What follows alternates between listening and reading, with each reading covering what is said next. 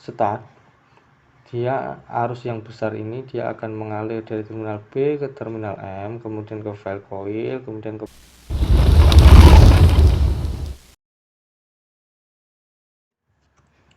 Baik, kali ini kita akan belajar bagaimana cara kerja sistem starter pada kendaraan, khususnya pada mobil. Sebelum kita belajar komponen secara kompleks, kita akan menjelaskan apa itu fungsi sistem starter, apa itu komponen-komponen sistem starter beserta fungsinya, dan bagaimana cara kerja sistem starter itu sendiri. Sistem starter. Suatu mesin tidak dapat mulai hidup atau start dengan sendirinya, maka mesin tersebut memerlukan tenaga dari luar untuk memutarkan poros engkol dan membantu untuk menghidupkan. Dari beberapa cara yang ada pada mobil, umumnya mempergunakan motor listrik digabungkan dengan magnetic switch yang memindahkan gigi pinion yang berputar ke ring gear yang dipasangkan pada bagian luar dari flywheel, sehingga ring gear berputar dan juga poros engkol. Jadi secara umum fungsi dari sistem starter yaitu berfungsi untuk memutarkan poros engkol sebagai pemicu awal agar mesin dapat berputar dengan sendirinya. Komponen dari sistem starter itu sendiri secara garis besar yaitu yang pertama adalah baterai sebagai sumber tegangan, kemudian starter motor ini berfungsi untuk menghasilkan putaran yaitu merubah energi listrik menjadi energi gerak dalam bentuk putaran, kemudian pinion gear berfungsi untuk meneruskan putaran dari starter motor ke ring gear, kemudian ada ring gear itu sendiri yang berhubungan dengan flywheel. Ini berfungsi meneruskan putaran dari pinion ke flywheel dan kemudian untuk memutarkan dari poros engkol. Kemudian ada ignition switch, ini berfungsi menghidupkan atau menonaktifkan sistem starter. Motor starter yang dipergunakan pada automobil dilengkapi dengan magnetic switch yang memindahkan gigi yang berputar, selanjutnya disebut gigi pinion, untuk berkaitan atau lepas dari ring gear yang dipasangkan mengelilingi flywheel atau roda gila yang dibaut pada poros engkol. Saat ini kita mengenal dua tipe motor starter. Ini ada dua tipe motor starter, yaitu yang pertama konvensional dan yang kedua adalah reduksi. Untuk konvensional sendiri biasa digunakan untuk mobil kecil atau mobil-mobil penumpang. Kemudian untuk starter reduksi sendiri biasa digunakan pada truk, pada forklift, atau pada kendaraan yang membutuhkan momen atau torsi yang besar. Ada beberapa komponen penting pada sistem starter itu sendiri, itu ada pinion, kemudian ada armatur, kemudian ada starter clutch sebagai pengaman, kemudian ada drive lever untuk menghubungkan atau menarik dari pinion gear agar terhubung atau tidak terhubung ke flywheel, kemudian ada magnetic switch sebagai solenoid untuk menarik atau mendorong drive lever, kemudian ada valve coil, ini berfungsi sebagai pembangkit medan magnet, ada armatur, ini berfungsi untuk merubah energi listrik menjadi energi putar untuk memutarkan armatur shaft, kemudian ada brush, ini sebagai penghantar tegangan pada atau penghantar arus pada komponen yang berputar, yaitu ada komutator, kemudian ada brake spring, ada throttle bolt. Untuk komponen utama motor starter seperti yang kita pelajari sebelumnya, ada yoke dan pole core. Yoke ini, di dalam yoke ini ada valve coil yang berfungsi untuk membangkitkan medan magnet dengan menggunakan sistem elektromagnet. Untuk starter kendaraan mobil ke atas biasa menggunakan elektromagnet, yaitu menggunakan valve coil. Tapi apabila kita membongkar motor starter seperti sepeda motor, maka valve coil ini tidak akan kita temukan, karena pada sistem starter untuk sepeda motor biasa menggunakan magnet permanen karena tidak membutuhkan torsi atau momen yang besar. Apabila kita membutuhkan momen yang besar, maka kita membutuhkan valve coil sebagai pembangkit medan magnet. Kemudian ada armatur shaft. Armatur shaft ini terdiri dari batang besi yang berbentuk silindris dan diberi slot-slot poros komutator.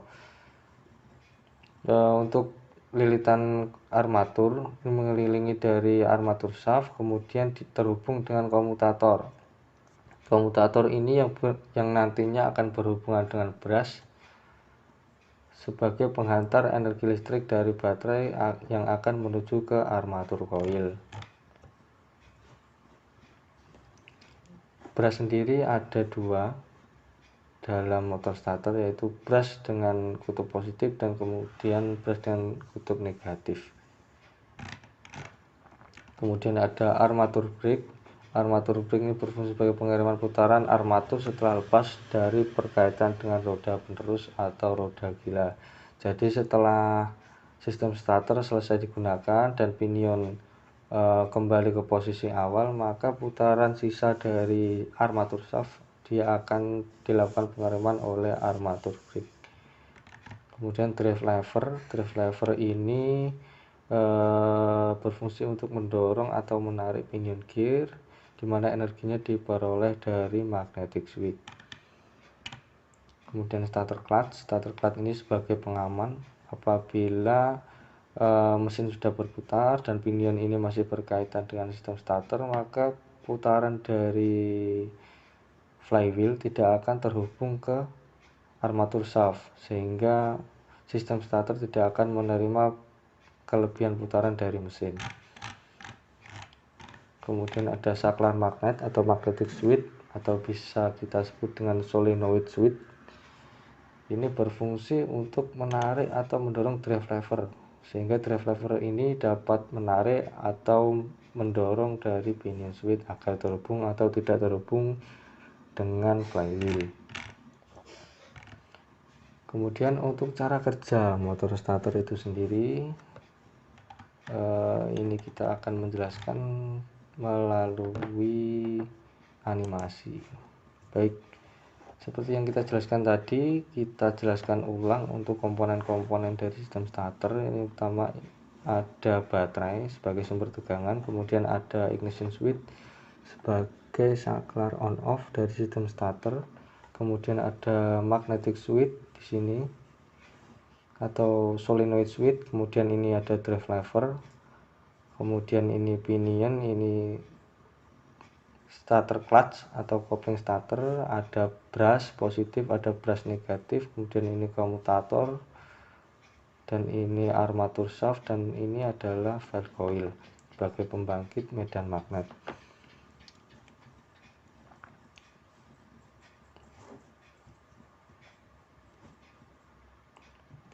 Baik, saat kunci kontak posisi start awal, maka arus listrik akan mengalir dari baterai menuju terminal B dari kunci kontak, kemudian mengalir ke start,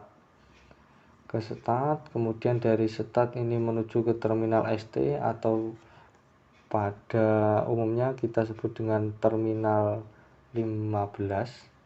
Kemudian ini akan mengalir ke kumparan yang namanya pull-in coil. Kemudian pull-in coil ini terhubung dengan bodi dari sistem starter, dan bodi dari sistem starter ini terhubung ke massa, sehingga di sini akan terbentuk suatu medan magnet yang nantinya digunakan untuk menarik dari drive lever ini, sehingga pinion ini akan terhubung ke sistem roda gila, dan terminal B dari sistem starter akan terhubung ke terminal M dari armatur shaft dan valve coil. Kita lanjutkan. Nah, pada saat langkah kedua, yakni saat kontak utama ini terhubung dengan B dan M, terminal B dan M, maka arus listrik dari baterai ini akan mengalir dari terminal B, kemudian karena ini langsung terhubung dengan M, kemudian di M ini dia akan masuk ke valve coil terlebih dahulu. dia akan masuk ke file coil, sehingga file coil dia akan menghasilkan kemagnetan. Kemudian arus dari file coil ini dia akan masuk ke brush. Brush ini dia akan menghantarkan arus listrik ke armatur shaft, sehingga armatur shaft akan terjadi kelistrikan dan akan menghasilkan putaran. Dan kemudian ini terhubung ke brush negatif. Brush negatif ini dia akan terhubung ke file coil lagi, dan kemudian file coil terhubung ke massa. Pada posisi ini sistem starter akan terhubung ke flywheel, dikarenakan magnetic switch ini dia akan menarik dari drive lever, kemudian drive lever dia akan mendorong pinion, sehingga pinion akan berkaitan dengan flywheel. Pada posisi ini adalah posisi, yaitu posisi terhubung antara sistem starter dengan flywheel. Kemudian kita lanjutkan di posisi ketiga, dia akan berputar. Seperti yang saya jelaskan tadi, arus listrik pada saat sistem starter ini kondisi start, dia arus yang besar ini dia akan mengalir dari terminal B ke terminal M, kemudian ke file coil, kemudian ke brush, terus kemudian ke komutator dan ke armatur, kemudian ke komutator lagi, kemudian ke armatur, kemudian ke komutator, kemudian ke brush negatif, dan kemudian ke file coil sebagai pembangkit medan magnet dan ke ground. Sehingga sistem starter ini akan berputar dan pinion ini terhubung ke roda gila, sehingga mesin akan berputar.